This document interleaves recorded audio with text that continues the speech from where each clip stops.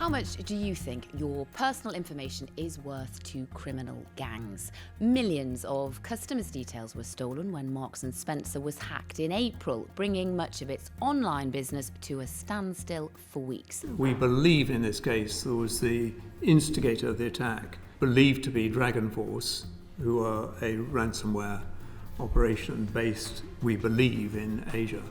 So how did the hackers do it, and how much damage have they done? I'm Lucy Watson, and this is What You Need to Know.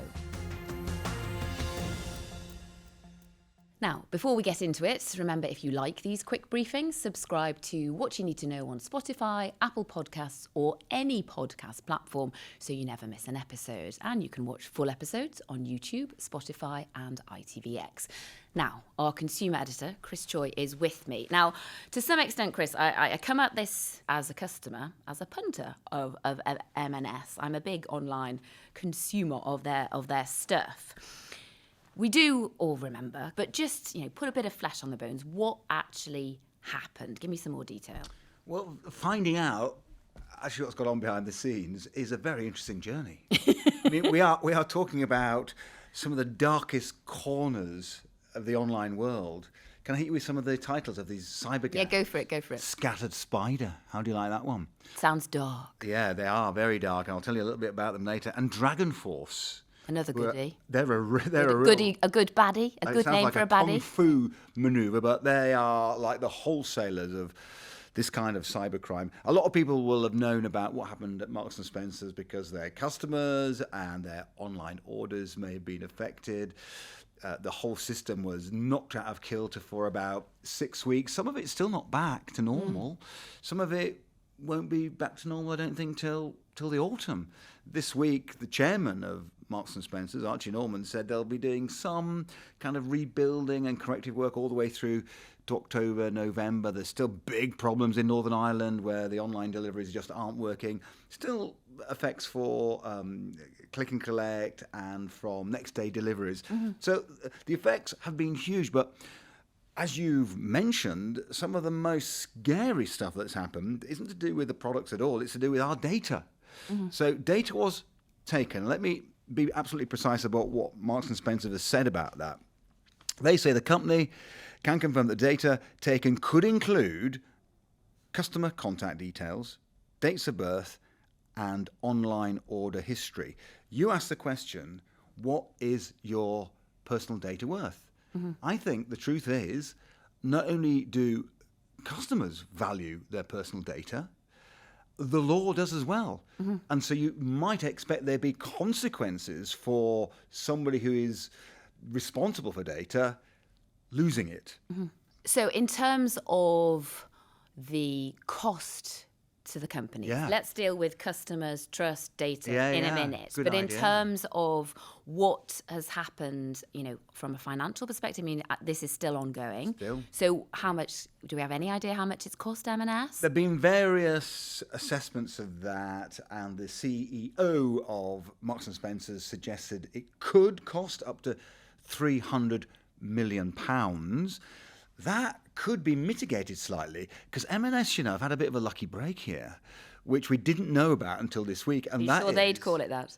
Well, I think this aspect of them, of it, they'd regard as a bit of a silver lining, in that it turns out that only last year they doubled their cyber insurance. So you can call that good timing. So that worst case scenario that they put out there of 300 million is really just to flag up to the financial community that there could be trouble ahead. But they've added that could be reduced by various factors, including the insurance. So it could be costly. And it could be costly if consumers start to get compensation for what's happened. And some lawyers think that they should. And we've been hearing a little bit this week from Archie, is that right? We have, yeah. He was appearing before a common select committee into business. So most of the questions were more about the effects on the business than on consumers. But I think what was significant, and remember, this is an incredibly gifted communicator, Archie Norman. He's been in Parliament himself. He's run a lot of big companies. When he says something, it's been pretty well thought through. And he says Marks & Spencer's could have done much more to prevent this kind of cyber attack? I don't want to sit here and say, no, we did everything possible, because I don't believe that's the case. I don't think that's the case for any business. Did we accelerate the level of intensity of attention, the focus on it, the resources allocated to it? Absolutely. There we are, you see. Wow. That's quite a powerful statement. I know, and obviously all his executives must before that session say, be careful what you say. You don't want to open the doors to any kind of legal action, etc. So the wider context for what Archie Norman, the chairman of Marks & Spencer, was saying there was, look, yeah, we could have done more, but he actually thinks all big companies could do more. Okay, so data losses. It's not like this is not the first time. We have, the way society and life goes. The chances of it are much more. Happens absolutely, much and there's more a big often than outbreak. We've heard many times. Big outbreak in April, so it's not just Marks & Spencer's we're talking about in this No, there series of was attacks. Harrods, Morrison's, Harrods, Co-op 2. They said data was extracted from one of our systems. There, the data is believed to include names, contact details, and dates of birth. Harrods, it's a little bit more hazy what happened there. They've got a lower profile. They don't have the same kind of high street presence as Marks & Spencer's or Co-op. They're not who everyone shops with. Not really, not Harrods. No. So we don't yet know whether this series of retail attacks was coordinated. Was it the same gang? Was it different people? We don't know. What we do know, and everybody now knows, is that retailers are a really attractive target for the cyber criminals. Why? We got a really interesting insight into that from Archie Norman, who said that the attack surface, that was his phrase, the attack surface is very wide with the retailer. For Marks & Spencer's, for example... What does that mean? It means there are lots of ways in. So he put it this way, we've got 50,000 employees and contractors at Marks & Spencer, so any one of those could be a vulnerability. And a lot of retailers are like that. And think about what's happened in recent years. We just all used to turn up and buy our stuff back when I was a lad. Now, of course, there's so much that goes on apps in order to get the loyalty advantages, so much purchasing online. Over the years, we've given stacks and stacks, oceanic quantities, really, of data to these retailers. And the hackers are getting wise to it. Right, I want to know a bit more about the hackers, and I know Good. I know you can tell me. I can tell you a little bit. Well, I can tell you one thing. We don't know who they are. Right. And we don't know where they are. But there is one group called DragonForce whose name has come to the fore because it's beyond idle speculation now because the chairman of Marks & Spencer named them. Okay. So they're right there in the ring now. They're an interesting outfit. They can be teenagers in back bedrooms. They can be more sophisticated than that. They're a pretty loose kind of gang of cyber criminals. And we spoke to an expert, Aidan Sinnott, who is a cyber security boffin who's looked into DragonForce and investigated what they're doing online in some pretty dark corners. Here's what he had to say. DragonForce are a cyber criminal group. We believe they're based out of Russia. And their main modus operandi is attacking organisations, stealing data, encrypting their networks, and then holding that data for ransom. The DragonForce group will develop the ransomware and they will operate the leak site, and then they will advertise for affiliates who will go out and conduct the attacks, and that allows them to scale up their operations. So it's almost like a franchise model. Isn't it interesting? It's so fascinating. And DragonForce is not the only one, is it? There's one... Scattered Spider. You did mention it before, right? Yeah. I'm sorry. Scattered Spider. So the idea is that DragonForce can offer a kind of wholesaling of the software that you need to mount one of these attacks, and then they have affiliates, and one of the affiliates might be this gang called Scattered Spider. A loosely... So it's essentially a web of hackers. It's a web. We don't know how big the web is. Right. Nobody really does. We know that they're getting more and more sophisticated. Well, can we ever trust then retailers with our data if this is the case? Well, it's a very good question. And in reply, I should say that all the retailers affected by these recent hacks have pointed out, and in terms of balance, I should really make this clear, that no actual financial information was taken. And on top of that, they say there is no evidence that any of the data that was taken has been sold on or used elsewhere. But there is the fear there. There's the anxiety there. So can we trust retailers? We've got to. There are laws in place. I am an M&S customer, as I said at the beginning. I'm sure you are too, Chris. I'm guessing had my data been compromised, I would have been questioned, asked, I would have heard from them by now. Yeah. If it has happened to you, how do you know? Yeah, on this they've been pretty good. Okay. And if you're a customer, particularly an online customer of Co-op, Harrods, Marks and Spencer's, you may well have had an email explaining what's gone on. They tell me as transparent as they can. It took them a number of days before they informed the customers. The whole thing was first discovered, I think, on the 18th of April, happened on the 17th. Maybe took them until 21st, 22nd before they started informing people. Okay, let's not whack them over the head over that. It probably took a while to get a grip on the scope of this. Yeah, so, but then they started to tell people, they started to send out emails. They didn't really say rush out and take action. Their message was generally that you don't need to do anything, but you might want to just be a little extra cautious. I would myself amplify that a bit more and say vigilance, vigilance, vigilance. Extra cautious in what way? Absolutely. If you know that your data, your ordering history, your contact details, your date of birth could potentially be out there somewhere, no evidence that it's been sold on yet, but has somehow been compromised, you've got to be alert. What are you going to be alert for? Right, first of all, your passwords. A lot of us are really lazy. I'm looking at you. I'm looking at you. By my very nature, I'm lazy with passwords. You're a bit it's of a more one just password I girl. don't have the headspace to remember. Well, you've changed that now. I have changed in my case any hackers password with M&S. tuned in, yes, because it came up in big bold Yeah. type that I had to do it the last time I logged on. And not just with Marks and Spencer, of course, because the danger is that if hackers get into any business and they get the password from that business, if you're the lazy kind of person that has the same password for everything you do, possibly even including banking, then you've given them a real hard start. So first things first. First thing is, with passwords, change them. And most of the retailers were saying, change your passwords just in case. I would say go beyond that. And if it was a shared password, change all of them that use that particular password. Next thing is, be really vigilant on financial activity. Has there been anything strange happening on your accounts? Just to make sure that nobody's got access, particularly if there is a shared password. But the most likely thing is that you would be the victim of what's called a phishing attack.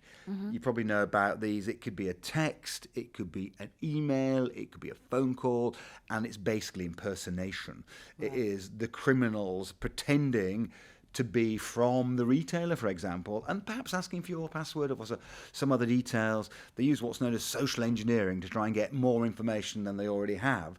To repeat the essential message from the retailers, though, at this stage, they've seen no evidence that that's going on, no evidence that this package of data is kind of doing the rounds online and is in the hands of criminals that are now actively exploiting it. I mean, it seems that what the criminals wanted was ransoms from these retailers. Interestingly, what we've discovered this week is that Marks and Spencer's are refusing to disclose whether they paid a ransom. Oh, really? They're saying, so we don't even know. We don't know.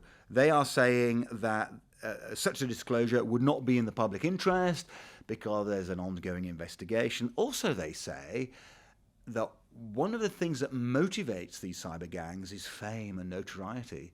So saying you'd paid a very large ransom would make you more of a target in the future, I think, and would increase it. Integral to all of this, you giving over your details to a big retailer is trust, ultimately. Yeah. And, that trust is greater almost the bigger the brand, really. The household names like M&S. Yeah. In this situation, I mean, to keep me sweet, this is how I thought about it. It was that I got kind of a free voucher from M&S. In connection with this? I don't know whether it's in connection. All of a sudden I was just, here's a £5, here's a They £10. have been sending out. And I thought, is this because of the inconvenience of the hacking attack? Whether it was or whether it wasn't, who knows? But you also touched on the word compensation before, which we haven't discussed yet. I feel like that's the first time I've heard of shoppers in this kind of situation being compensated, potentially financially. Is that a thing in this case? There are lawyers that want it to be a thing. Right. And I understand that about 1,000 customers have signed up to a possible group action against Marks and Spencer's. The theory being that even if your data hasn't been exploited and you've lost money, you've still potentially got the anxiety that it might happen. You've had potentially the inconvenience of having to change your passwords, be extra cautious to monitor financial transactions, etc. There's a bit of an effort that's gone on the side of the customers that perhaps would mean that they could get compensation.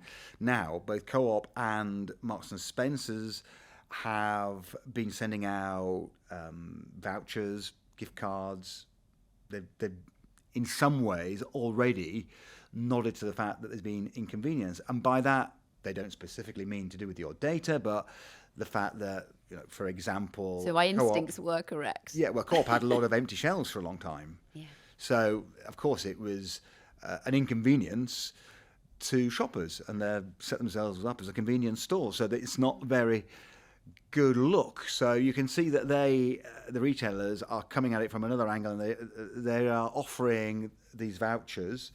The lawyers think it should go further than that. They feel that M&S and the other retailers have a responsibility, and that with that responsibility comes the idea that if they get it wrong and they lose control of the data, then they should pay up. So, Chris, what can, if anything, or what is being done to stop this potentially happening again? I think there's a feeling growing that more could be done and should be done. We've seen that this week with what Archie Norman from Marks and Spencer said, that they could have done more. I mean, that was a huge admission, really. It was really, and to be fair, he thinks that most big companies are in the same position, that they could do more. That fits in with a bit of our research. We looked at a recent government report that looked at how much board representation there is for people with responsibility for cybercrime. So who at the top level of these companies is there in boardrooms going, have we got it right?